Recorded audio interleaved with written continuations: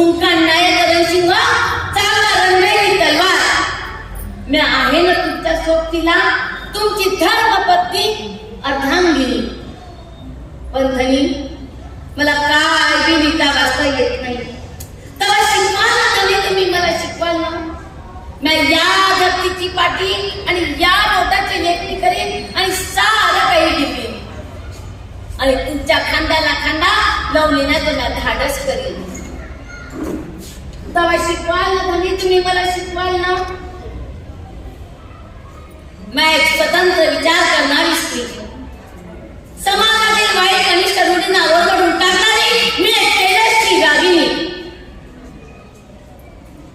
जळत्या चित्तेवरून स्त्रीला दूरून येणारी मी साम्राज्ञी. हे स्वप्नासारख्या वाईट रूढीला ओरडून काढणारी मी रणरागिनी. अंधारावर प्रकाशाचा पांघरून टाकणारी मी एक तेजस्वी पंथी. होय मी स्त्री ज्योतिबांची धर्मपत्नी अर्धांगिनी. ओळखलं मला, मी सावित्री. माझा जन्म सातारा जिल्ह्यात खंडाळा तालुक्यात नायगाव येथे 3 जानेवारी 1831 रोजी खंडोली नेवशी आणि लक्ष्मीबाईच्या पोटी झाला. बापाचा करारीपणा आणि माहिती म्हणता माझ्यातच परमेश्वरांना दिली होती की काय. जेव्हा माझा जन्म झाला तेव्हा माझ्या गावामध्ये साखर वाटण्यात आली. मुलगी झाली म्हणून सगळ्यांनी नुसते पाठांचं अभिनंदन केलं आणि म्हणतात तसे लक्ष्मी आली हो लक्ष्मी आली. जेव्हा मी 5 वर्षाची होती ना तेव्हा मी रानात जायची, चिंचा तोडायची, कैऱ्या तोडायची, पण माझे मन लागत नव्हतं त्यात.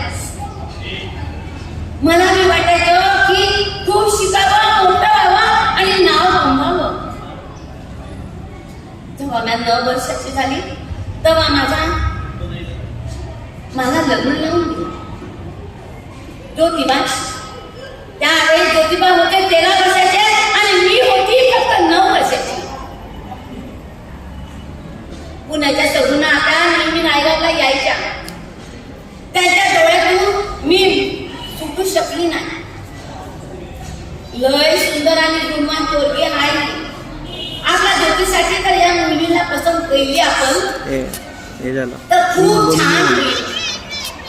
व्हिडिओ चालू करा, ब्राइटनेस कम करा. सासऱ्यांना म्हणजे मामाजींना म्हणाल्या, अहो मी ज्योतीसाठी एक मुलगी पसंत केली आहे, तुम्ही बी एकदा पाहून घ्यावं.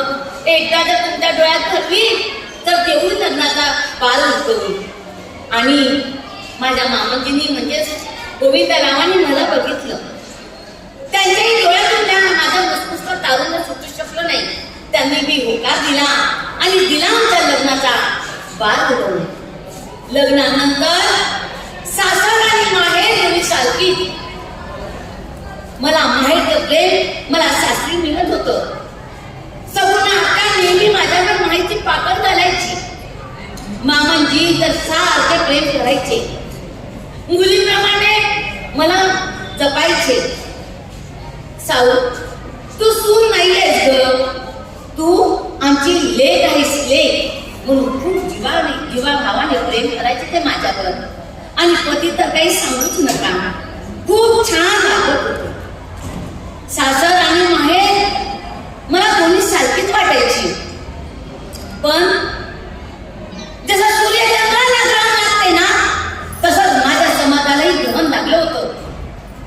अरे अज्ञान आणि अंधाराच्या साम्राज्यात माझ्या आया बहिणी कितपत पडल्या होत्या. घराचा मुखवटाही त्यांना ओलांडता येत नव्हता. मुलांना शिक्षणाचा दर्जा दिला जात नव्हता. मुलगी शिकली म्हणजे 3 पिढ्या नरकात आला. वेश्यावृत्ती बळकटीत होते. कुटुंब उद्ध्वस्त होते. मुलींना शिक्षणाचा अधिकार द्यायचा नाही हे त्या काळातल्या ब्राह्मण लोकांनी आपल्या मनुस्मृतीत उठवलं होतं. म्हणून या माझ्या आया बहिणींना तर या अज्ञानाच्या साम्राज्यातून तर बाहेर काढायचं असेल तर माझ्याजवळ फक्त एकच संधी आहे आणि ती म्हणजे शिक्षणाची. हा विचार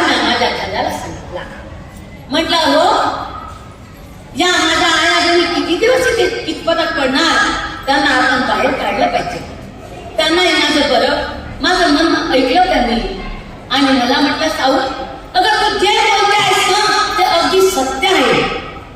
कारण या लेकीबाळींना जर शिक्षण दिलं नाही तर या ती पिढ्या अंधारात राहतील हे काही कळणार नाही आपल्याला. त्यामुळे आम्ही दोघांनी विचार केला आणि 1 जानेवारी 1848 म्हणजे मध्ये पुण्याच्या खेडेवाड्यामध्ये पहिली मुलीची शाळा काढून मनुस्मृती आणि सनातनी धर्माला पहिला दर्जा दिला. या प्रेरणकर्त्यांनी चार ब्राह्मणांच्या, 1 धनगराची आणि 1 मराठ्याची अशा 6 मुली शाळेत यायच्या. शाळेमध्ये शाळा एका टोकावर तर घर एका टोकावर. मी रोज शाळेत जायची. समाजातील समाजकंटक लोक म्हणायचे, सगळे शाळेत शिकवायला चाललीस वय, हे तुझं शिकवणं बंद कर, नाही तर तुला समोरचे तुला सहन करावं लागेल. मी म्हटलं, अरे मी काय नाही करत आहे, माझ्या या लेकीबाळींना शिक्षणाचे धडे देत आहे, काय करायचं ते करा. मी शाळेत जायची, लोक रस्त्यावर उभे राहायचे, शेण गोळे मारायचे, दगड धोंडे मारायचे, उष्टी खरकटी माझ्या अंगावर टाकायचे. म्या म्हटलं, अरे शेण गोळे मारा, दगड धोंडे मारा, उष्टी खरकटी माझ्या अंगावर टाका, पण म्या हे सतीचं मान सोडणार नाही. मारा शेण गोळे मारा. एक दिवस म्या अशी शाळेत जात होती, हातात एक पातळ खायची, कुणी अंकावर ठुकायचे, शेण गोळे मारायचे. म्या एक सारं सहन करायची. एक पातळ द्यायची, ती शाळेत घालायची आणि मुलींना शिकवायची. कारण एकच ध्येय माझ्यासमोर होतं, ते म्हणजे शिक्षणाचं. एक दिवस म्या अशी शाळेला जात होती, 3-4 दगड आले, काल शिलावर घुसू लागले, डोक्यातून रक्ताच्या धारा वाहू लागल्या, डोळ्यातून अश्रू वाहू लागले. म्या म्हटलं, मारा मारा, शेण गोळे मारा, उष्टी खरकटी माझ्या अंगावर टाका. एवढंच काय, तुमका माझ्या अंगावर, तुमका माझ्या अंगावर. पण म्या नाही सोडणार सतीचं वाघ, म्या नाही सोडणार सतीचं वाघ. म्या डोळे पुसले, डोळ्यातून धारा वाहू लागल्या. त्या अवतारात म्या शाळेला चालली होती. बघा न बघा, माझं सारं पातळ शेणानं माखून निघालं होतं, सारं पातळ शेणानं माखून निघालं. डोक्यावर दगड लागून रक्तांच्या धारा वाहू लागत होत्या, तरी पण म्या हे सारं सहन केलं. हे फक्त तुमच्यासाठी, हे फक्त तुमच्यासाठी आणि फक्त तुमच्यासाठी.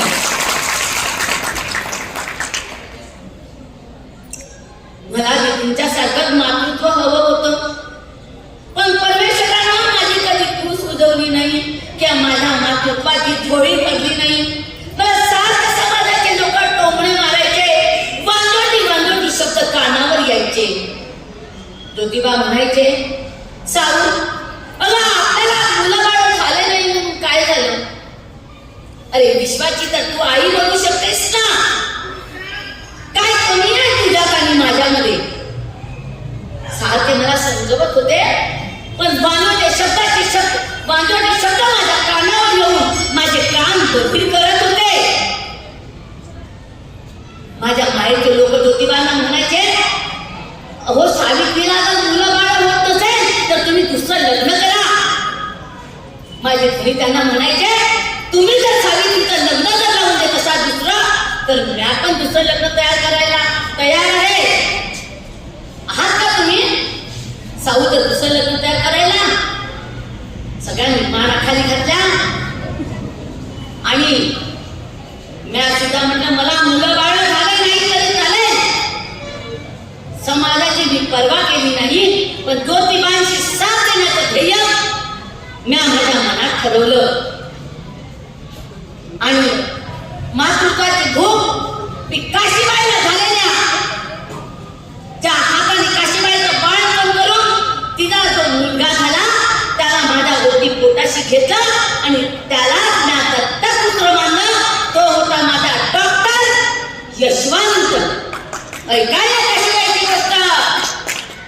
काशीबाईसाठी विधवा ब्राह्मण स्त्री अतिशय सुंदर सोज्वल 35 वर्षाच्या ब्राह्मण पुरुषाची नजर तिच्यावर गेली. मुसमुस्त तारुण्य विधवापण अनैतिक संबंधातून तिला दिवस गेले. बाळाचा अंकुर पोटामध्ये वाढू लागला. काशीबाई ब्राह्मणाला म्हणाली, अरे बाबा, तुझा अंकुर माझ्या पोटात वाढत आहे, त्याचा तू स्वीकार कर. तो म्हणाला, हे माझं नाही आहे, मला नाही स्वीकार करायचं आहे. काशीबाई गडबडगडीत झाली. वाढलेल्या पोटाचं करायचं काय, गर्भाचं करायचं काय म्हणून ही काशीबाई नदीवर जीव द्यायला गेली. माझे पती पण तिकडे फिरायला गेले होते. तेवढ्यात त्यांचं लक्ष पडलं आणि काशीबाई नदीमध्ये उडी मारला. तेवढ्यात माझ्या घराने तिचा हात पकडला आणि म्हटलं, सावू काशीबाई, अगं जीव देऊ नकोस. काशीबाई, जीव देऊ नकोस. तुला मी माझ्या घरी नेईन, तुला बाळापण माझी सावू करे. आणि असं या विचार त्याला तिला सांगितले आणि काशीबाईला घरी आले. मला म्हणाले, घरी आल्यानंतर मला म्हणाले, सावू, हे बघ मी काय आणलं आहे. मी म्हटलं, जे मी आणलं असेल ते तुम्ही घरात आणा. मी दारातून पाहते तर गर्भगडी झालेली स्त्री उभी होती. काशीबाई, अगं रडू नकोस. मी आपला माझ्या घरात घेते. घरात घेतलं. दिवस पूर्ण झाले. तिला समज दिली, तुला जीव देण्याचा काही अधिकार नाही. तिला घरात घेतलं. तिला माझ्या घरात वाढवलं. एक दिवस बाळपणाचा कडा आला. मी या सावीने तिचं बाळपण केलं आणि तिला त्या बाळाची नाळ त्या सावित्रीने टाकली आणि तिला जो पहिला मुलगा झाला त्या बाळाला मी माझ्या कुशीत घेतलं. त्याला प्रेमाने नाव पाकून घातलं आणि त्याला पोटाशी घेऊन उभारलं आणि त्या पुत्राला माझा पुत्र मानला आणि त्याला शिकवलं, मोठं केलं आणि त्याला डॉक्टर बनवलं. तोच माझा दत्तपुत्र यशवंत. एका काशीबाईची गोष्ट ऐकली. आता दुसऱ्या काशीबाईची बघा. दुसरी पण काशीबाई ब्राह्मण विधवा, ती पण सुंदर. तिच्यावर पण एका 35 वर्षाच्या ब्राह्मणाची नजर पडली आणि तिला सुद्धा गर्भ झाला. गर्भ पोटात वाढू लागला. त्या माणसाला विचारून परेशान झाली आणि ती पण म्हणाली की मी आता गर्भाचा पण काय. म्हणून तिने काय केलं, तो पण म्हणाला, माझं नव्हे, मी त्याला स्वीकारत नाही. कारण त्या काळामध्ये 60-60 वर्षाच्या माणसासोबत 17 आणि 18 वर्षाच्या मुलीचं लग्न होत होतं आणि तो माणूस मेल्यानंतर तिचं जर असं पाऊल वाकडं पडलं आणि बाळ जन्माला आला तर स्वतः तरी मरायची, नाहीतर बाळाला तरी मारायची. अशी ती स्त्री काशीबाईनं आपल्या पोटात असणारा अंकुर आता करायचं काय म्हणून मी चाकू आणला आणि आपल्या पोटाला सपासप असे वर करतात. तेवढ्यात ज्योतिबाने तिचा हात पकडला आणि म्हटलं, काशीबाई, तू सुद्धा जीव देऊ नकोस. तिला घरी आणलं. तिचं बाळपण केलं. दुसरा मुलगा झाला. एक नव्हे, 2 नव्हे, 3 नव्हे, 35 ब्राह्मण विधवा स्त्रियांचे बाळपण या सावित्रीने केले आणि आपल्या घरात बाल हत्या प्रतिबंध गृहाची स्थापना केली. ही माझ्या दुसऱ्या काशीबाईचे उदाहरण तुम्हाला देते आहे. कसा होता तो काळ, कशा जगत होत्या माझ्या आयाबाईंनी आणि कशा म्या त्यांना समोर केलं याचं एक जिवंत उदाहरण आहे. शिक्षणाची अग्रगण्य क्रांती सुरू होती. एक नव्हे, 2 नव्हे, 18 शाळा सावित्रीबाई यांनी काढल्या. रात्रीची शाळा, पोट शिक्षणाची शाळा, विधवा बायांसाठी शाळा, 18 शाळा सावित्रीने काढल्या. पुण्याच्या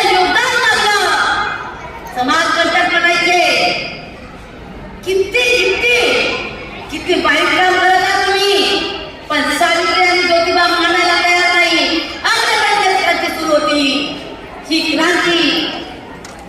गोविंदराव म्हणजे माझे मामांजी.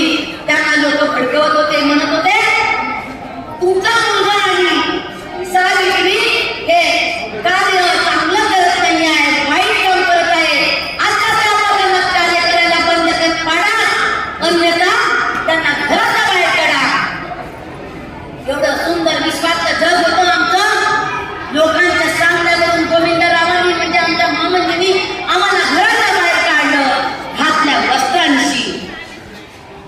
म्हणाले तुम्हाला एक कार्य बंद करावं लागेल, नाहीतर घराच्या बाहेर जावं लागेल.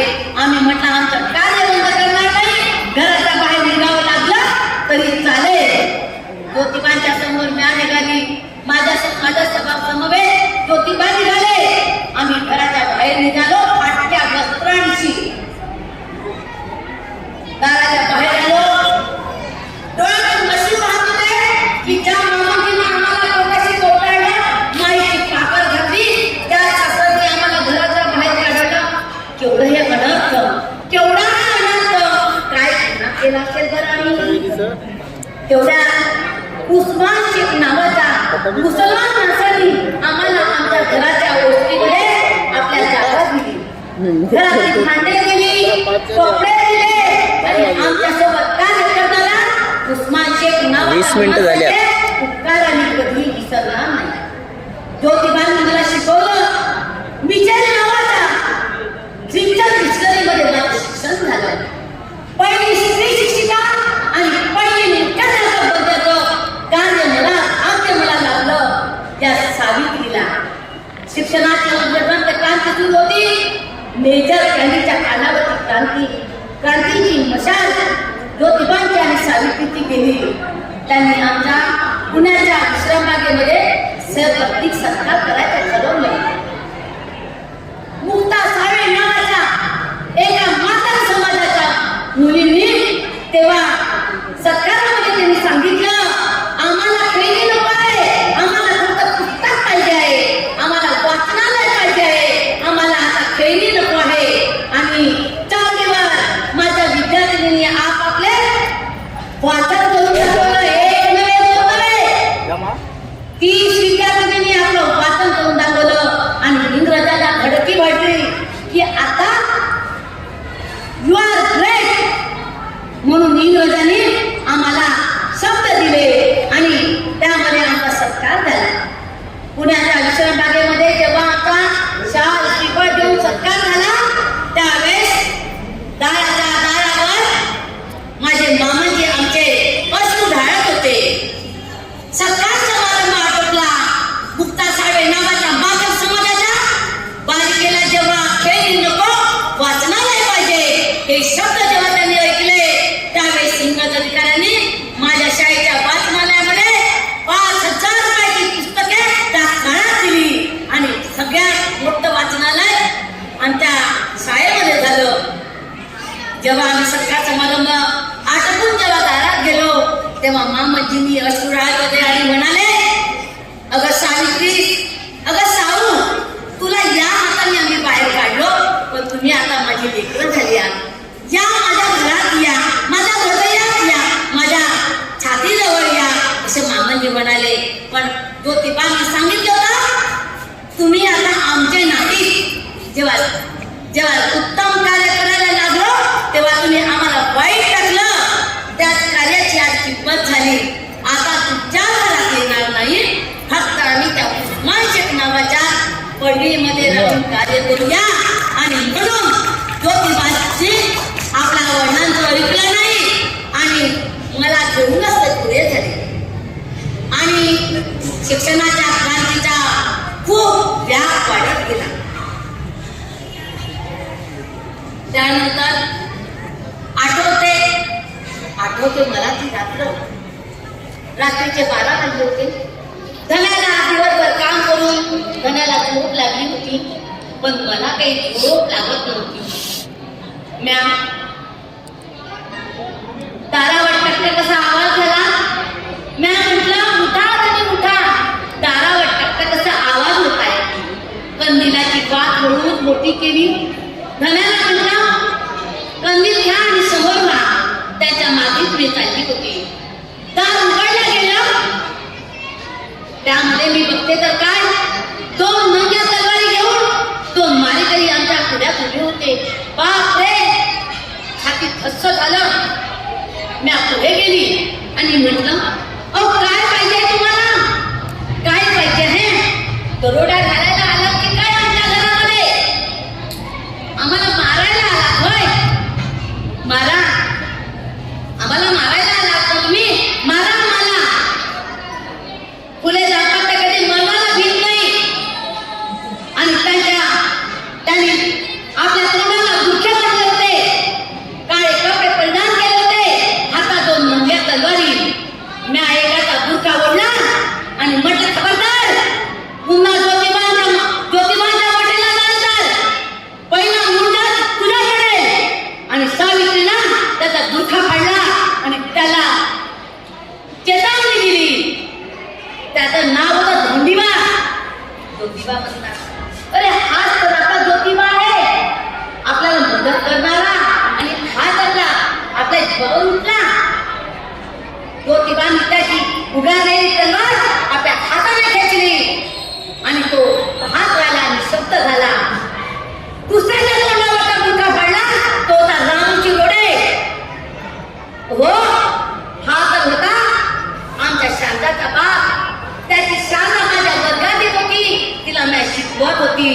पण तुम्ही लेकरांनो, आमचे लोक आमचे मारेकरी धरले. खबरदार, पुन्हा जर हात लावाल तर. आणि दोघं तेवढ्या काय झालं बघा, त्यांच्या नजरा माझ्या घरात झोपलेल्या माझ्या मुलांच्या चेहऱ्यावर पडल्या. त्यांना वाटलं, या अस्पृश्य समाजातील त्या बायकांना ही माय माऊली आपल्या पदराखाली झोपवते आहे आणि आम्ही या माय माऊलीला या फुलांना मारायला आलो आहोत. नाही, त्यांनी दोघांच्याही हातातल्या नंग्या तलवारी गळून पडल्या आणि ते नतमस्तक झाले. त्याच्यातला होता धोंडीबा, तो झाला महान पंडित. आणि रामू शिवोडे हा माझा अंगरक्षक बनला. वाल्याचे वाल्मिकी झाले आणि आमच्यासोबत कार्य करायला समोर आले. रामू शिवोडे म्हणतो, माय माऊली, अहो माझी शारदेला समजे तेव्हा काय म्हणेल या बापाला, काय म्हणेल या बापाला. तिला सांगू नका माऊली, सांगू नका तिला, शारदेला सांगू नका, कारण ती मला काय म्हणेल म्हणून. मग आम्ही दोघांनी त्या शारदेचं आणि गणेश यांचं एक लग्न झालं होतं आणि त्यांची भिंड समाजामध्ये काढली होती. दोघांच्याही भिंड काढली होती लग्न केल्यामुळे. या सावित्री आणि फुलाने सत्यशोधक समाजाची स्थापना केली आणि पहिला विवाह शारदा आणि गणेशाचा लावला. आणि पहिला विवाह करून सत्यशोधक समाजाचा आगळा वेगळा सोहळा पार पडला. रामू शिवोडे आणि धोंडीबा हे आमचे ज्ञानवंत झाले, सहकारी बनले. अशा प्रकारे यांनी आम्हाला मदत केली. फातिमा शेखला सुद्धा आमच्या शाळेमध्ये शिकवल्या गेलं. माझ्यासोबतच फातिमा शेख सुद्धा पहिली शिक्षिका, मुस्लिम समाजातली पहिली शिक्षिका म्हणून फातिमा शेखला मान मिळाला. त्यानंतर मला पुण्यामध्ये दुष्काळ पडला होता, अन्ननाथी झाली होती, लोक अन्ननाथी झाले होते. पेशवाचा काळ होता, कुणी कुणाला खायला देत नव्हते, प्यायला देत नव्हते. त्या काळामध्ये ही सावित्री भुकेने व्याकुळ झाले होते. हे सुद्धा अन्नाचा कण मिळत नव्हता, टाळा पडून म्हणत होते, पोटभर अन्न सुद्धा मिळत नव्हते, एक घास अन्नाचा मिळत नव्हता. त्यावेळेस या सावित्रीने अन्न छत्र उभारली, आपल्या गळ्याचं मंगळसूत्र विकलं आणि या दुष्काळाच्या सावटामध्ये अन्न छत्र उभारून सावित्री 2000 लाकड्या तयार करायची आणि तिथे भुकेचे कॅम्प करायचे, तिथे धनगरवाडीला आपलं अन्नदान करायचे. हा होता त्या काळातला दुष्काळ. कसा दुष्काळ पडला होता पाण्याचाही. पेशवाईचा काळ होता तो. पाण्यासाठी ताव बुडत होता, पाणी द्या हो पाणी, प्यायला पाणी मिळत नव्हतं. तर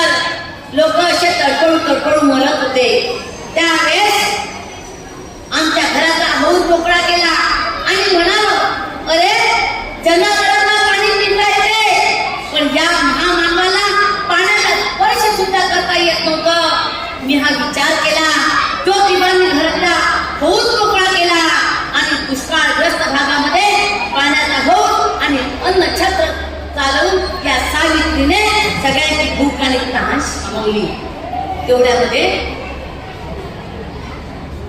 1890 साल उजाडलं.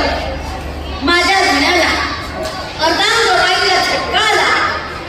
ज्या वटवृक्षाने त्या सावित्रीला सावली दिली होती, ज्ञान पाजलं होतं, असे माझे धनी आता खाटेवर पडले होते. एक हात धन्याचा गेला होता.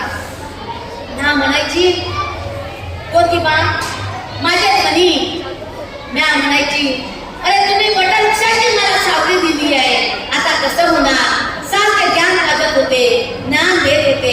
सावित्री, अगं माझा जरी कमी जास्त झालं ना तरी तू मात्र आपला ध्येय सोडू नकोस, कारण तुला ज्योतीची ज्वाला बनायची आहे. ज्योतीची ज्वाला बनायची आहे. माझं कार्य तुला समोर न्यायचं आहे.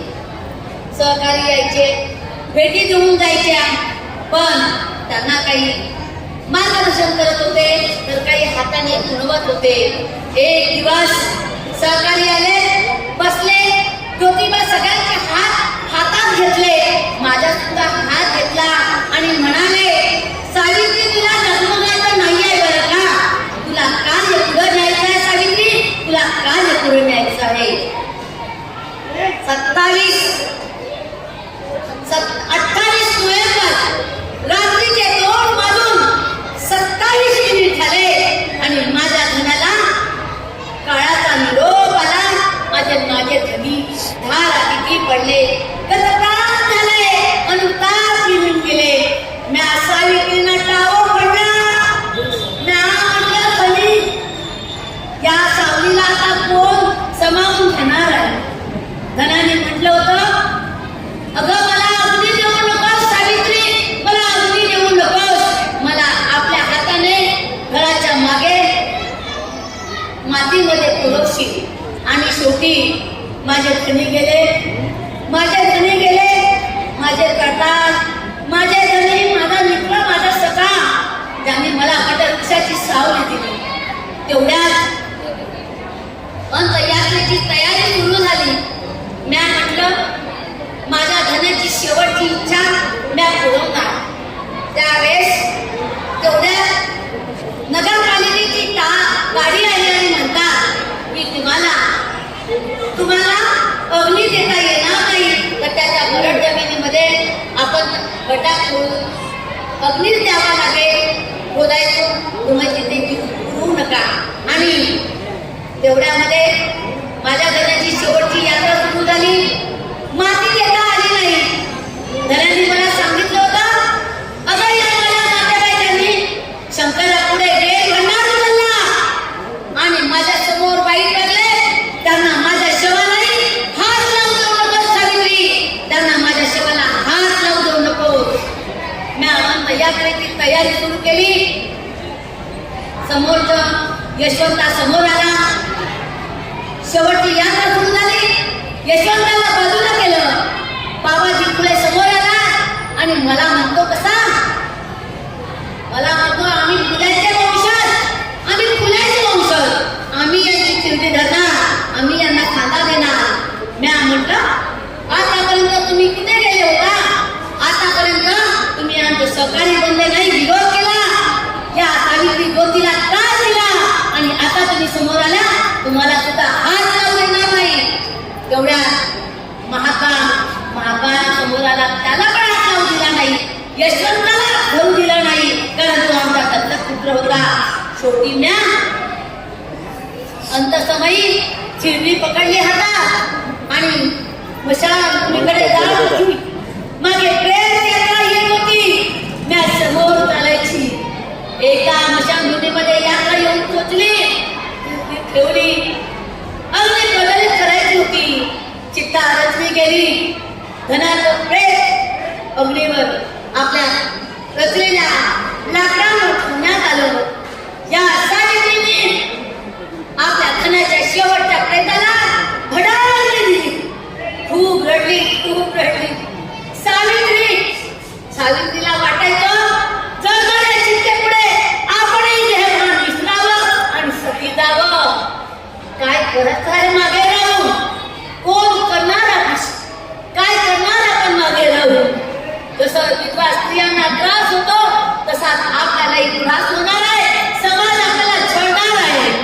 मागणी सती जावं ज्वाला अग्नीचा ज्वाला आकाशात भेसळत होत्या. हळूहळू ज्वाला ज्वालेमध्ये धनाचं प्रेम धनाचं देह अनंतात विलीन होत होता. म्या विचार केला नाही सावित्री नाही सगळे जायचं नाही. तुला हे शिकवलं नाही ज्योतींनी हे शिकवलं नाही. म्या 2 पावलं मागे आली जळणाऱ्या अग्नीकडे बघितलं नमस्कार केला. म्या म्हटलं म्या आता सती नाही जाणार ज्योतिरावांचं अमूल्य कार्य म्या पुढे नेणार आणि म्या मागे आली. पुन्हा न घाबरणारी पुन्हा न कधी भिणारी धैर्यानं पुढे जाणारी सावित्री समोर आली. ज्योतिरावांचे पूर्ण ग्रंथ म्या पूर्ण केले. शेतकऱ्यांच्या अजून पावन कशी सुबोध रत्नाकर ते ग्रंथ पूर्ण केले. सावित्रीचे लेकरं अंधश्रद्धा गुलाबांची फुले ज्योतिबांची पत्रे म्या प्रकाशित केले. पहिल्या खालीचं वस्त्र परिधानाची पहिली युगस्त्री ठरली. पहिली मुख्य झाटिका म्हणून माझा मान ठरला. युगाचं परिवर्तन करणारी म्या एक स्त्री ठरली युगस्त्री ठरली. ज्योतींची ज्वाला बनली आणि एक विशाल जलाका बनवून म्या काम पाहिले. त्या सावित्रीला त्या ज्योतिबांच्या देहाला पेटणाऱ्या अग्नीला साक्ष ठेवून ज्योतिबांचं कार्य पूर्ण करण्याचं म्या धाडस केलं. 1870 साल उजाडलं. पुण्यामध्ये गेल्याची 7 आली. मरणांत स्थिती घरामध्ये प्रेतांच्या खच्च पडला राहायचा. त्यावेळेस यशवंता अहमदनगरमध्ये डॉक्टरकी करत होता. म्या सावित्री जायची प्लेन झालेल्या माणसाला उचलायची आणि यशवंताला म्या बोलावून घेतलं होतं. यशवंता अरे तू अहमदनगर सोडून ये आणि या पुण्याच्या एका गावाच्या बाहेर दवाखाना उघड. आणि या सावित्री यशवंताने दवाखाना उघडला. यशवंताचा दवाखाना गावपाशीच्या बाहेर होता. या सावित्री प्लेटच्या साथीमध्ये मनाचे असे धग पडायचे. एका दिवशी लाखो लोक मरायचे. कुत्रे इमानदार रस्त्यावरचे लचके तोडायचे. म्या प्लेट झालेल्या माणसाला यशवंताच्या दवाखान्यापर्यंत न्यायची हिंमत नाही हारली. म्या मरेल तर मरेल पण तू माझ्या लोकांना वाचवण्याचा म्या कार्य करे अशी धडाधडाची सावित्री प्रेता प्लेट झालेल्या माणसाला न्यायची. तेवढ्यामध्ये सावित्रीला कळलं सावित्री अगं तुझ्या पांडुरंगाला प्लेट झालाय. या सावित्रीनं देहभान विसरली आणि पांडुरंगाच्या घराकडे गेली. कोण होता तो पांडुरंग? 8, 9, 10 वर्षाचा अस्पृश्य समाजातील महार समाजातील 10 वर्षाचा पांडुरंग. त्या पांडुरंगाकडे गेली. घरी गेली त्याला पकडलं आणि यशवंताच्या दवाखान्याकडे न्यायला लागली. यशवंत तेवढ्याच खूप धावायली. पाठीवर घेतलं पाणी पाजलं तोंडावर हात फिरवला. अरे यशवंता तुझ्याकडे जर एक इंजेक्शन वाचलं असेल तर माझ्या पांडुरंगासाठी ठेव माझ्या पांडुरंगासाठी ठेव. अरे माझा पांडुरंग वाचला तर तो देशाचं कल्याण करेल सावित्रीचं कार्य करेल आणि माझ्या पांडुरंगाला वाचवण्यासाठी ही सावित्री जीवाचा आकांत तांडव करत होती. म्या व्हायची. परत एकदा म्या रस्त्यावर बसली. पांडुरंगांना खाली ठेवलं पाणी पाजलं. परत त्याच्या चेहऱ्यावरून हात फिरवला आणि सावित्री परत चालली होती. तेवढ्या त्या सावित्रीला प्लेनने गाठलंय. गाठी आल्या अंगात चढून ताप चढला. डोळ्यात अश्रू वाहू लागले. म्या म्हटलं आता काही म्या पांडुरंगाला वाचवू शकत नाही. यशवंताच्या दवाखान्याच्या अगदी जवळ जाऊन फेकली आणि माझ्या पांडुरंगाला या सावित्रीला भोवळ आली. आणि या सावित्रीला भोवळ आल्यामुळे यशवंताच्या दवाखान्यापर्यंत ही सावित्री घेऊन सुद्धा जाऊ शकली नाही. आणि या सावित्रीला प्लेनने वेढलाय. गगनातून घाम फुटला. ताप आला आणि सावित्री खांबावरून निघून गेली. आणि या सावित्रीला प्लेनच्या साठीमध्ये भोवळ आली आणि